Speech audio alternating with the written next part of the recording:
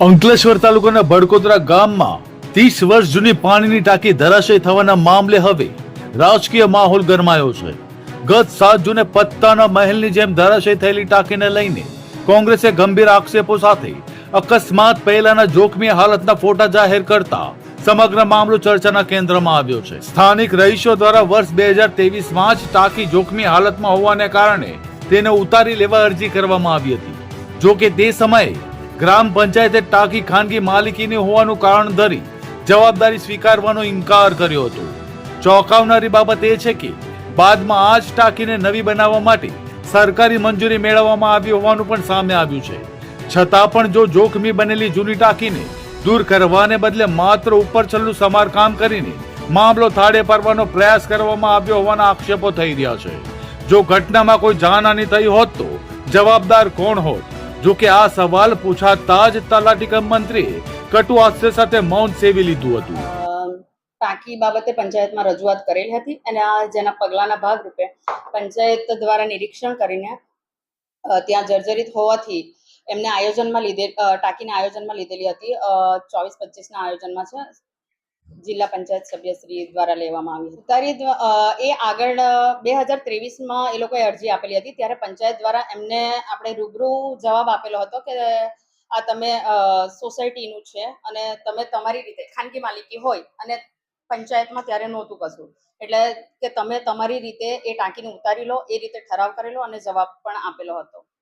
પંચાયત દ્વારા રિપેરિંગ કામ ચાલુ હતું, કારણ કે વધારે પડતું જર્જરિત હતું તો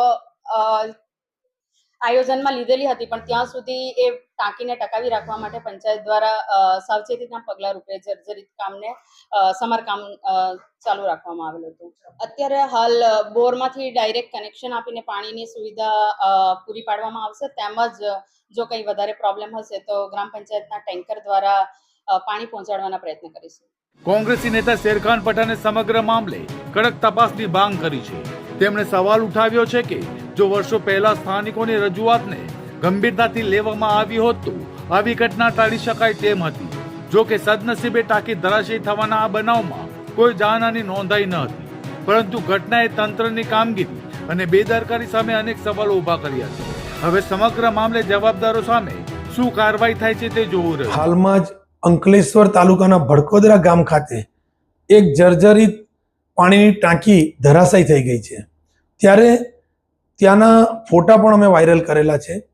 હું આ મીડિયાના માધ્યમથી કહેવા માંગુ છું કે ત્યાંના રહીશોએ વારંવાર ગ્રામ પંચાયતને રજૂઆત કરેલી કે આ પાણીની ટાંકી તૂટી જશે અને તાત્કાલિક એને તોડી અને નવી બનાવવામાં આવે, પણ કોઈ પણ અધિકારી કે પંચાયતના તલાટી હોય કે ટીડીઓ હોય કે કર્મચારીએ આ રહીશોની વાત સાંભળી નહીં।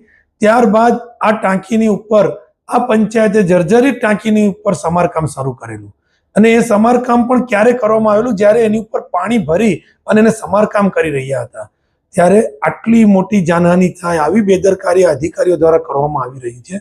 આવી બેદરકારી આ ગ્રામ પંચાયત દ્વારા જ કરવામાં આવેલી છે।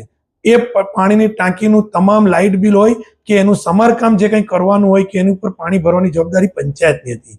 આ પાણીની ટાંકી ધરાશાયી થઈ ગઈ છે, ત્યારે હું આજે આ મીડિયાના માધ્યમથી કહેવા માંગુ છું કે જે કોઈ પણ જવાબદાર અધિકારી હોય, જે કોઈ પણ એના જવાબદાર લાગતા ઓળખતા ગ્રામ પંચાયત જે કોઈ બી હોય એની પર તાત્કાલિક કાર્યવાહી કરવામાં આવે એવી હું આ મીડિયાના માધ્યમથી માંગ કરું છું।